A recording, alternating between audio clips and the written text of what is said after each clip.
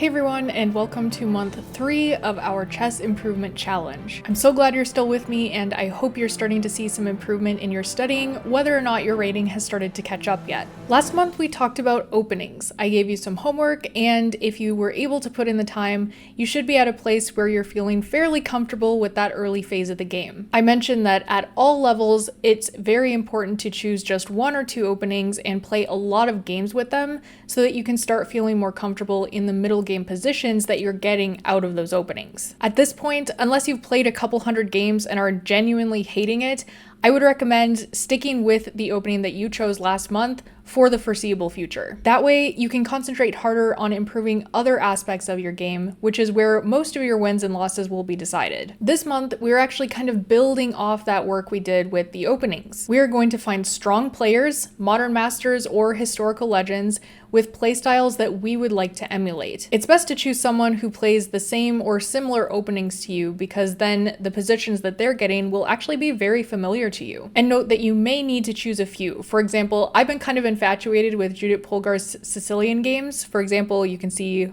one of her positions as our featured position this month, but of course, I'll need to find somebody else who plays queen's pawn openings, because that's what I play as white. If you're not very familiar with chess history or, just high-level chess, you may need to do some digging. I promise you it will be worth it. One place to start is the openings database on chess.com or Lichess. You can make your moves on the board and then click to see the top games that have been played in that opening. You'll start to recognize some names, and then you can go ahead and dig through their games. There are also books out there that compile games of specific players or in specific openings. Those are great, but I will caution you to always double check with the engine any lines that you find in books that are especially more than like 20 years old, because a lot of those older lines actually have been refuted by modern chess engines, and you want to be playing the best moves that you can. There are also a lot of free sites out there, and you can find games just by Googling like best games of Judith Polgar or insert your given player. There are YouTube videos, online databases, forum posts, lots of content you can go through. Your next step is to start copying the games that you find from your chosen player into your own study. You can just copy over the PGNs. And a hot tip is be sure to only pick games where your chosen player who's playing the opening you want to play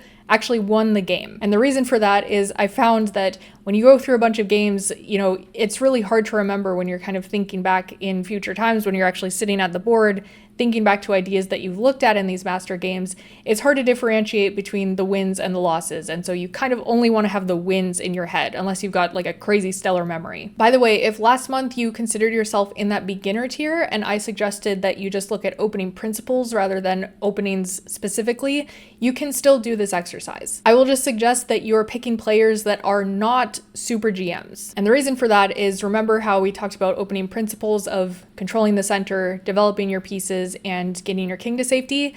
A lot of times, really high-level chess, the players are not going to be actually following those opening principles. Like, you'll see a lot of players pushing the A pawn or the H pawn really early in the game, and that's just not the kind of idea you want in your head unless you are way further along in actually mastering the opening, because these are openings that these players are like memorizing and they're trying to slightly deviate just to get a more interesting game.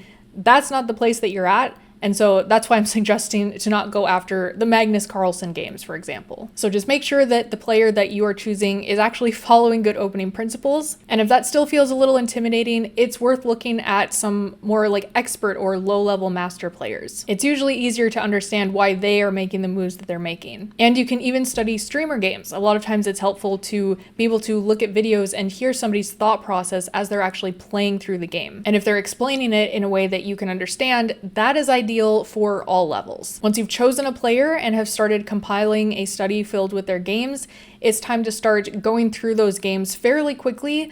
I would suggest at least one game every time you sit down to study chess. If you have a physical chessboard, it's a great excuse to bring it out and play through that game on your board. From a purely psychological perspective, that will make it much more tangible and memorable, because you're not just clicking through with your one little finger, you're actually moving the pieces, and that helps your brain remember things. Don't spend too much time trying to understand the deep subtle improving moves. Just get a sense of the typical plans and piece placement, which will start to feel a lot more natural after you've gone through like a dozen games or so from this one specific player. The more advanced you are, the faster you can move through these games, as long as you're making sure to understand each move at least on a surface level. You can use these games to expand your opening repertoire if you want, tying back to our challenge from last month. You can also use these games to play Guess the Move, once you become a little bit more comfortable with your chosen chess master. Next, it's time to start incorporating what you've learned from these games into your own thought process when you're playing your own games. And I'll admit, this self-talk thing might not be helpful for everybody, but it's worked really well, at least for my weird brain. When I was first learning the Sicilian and studying a lot of Polgar,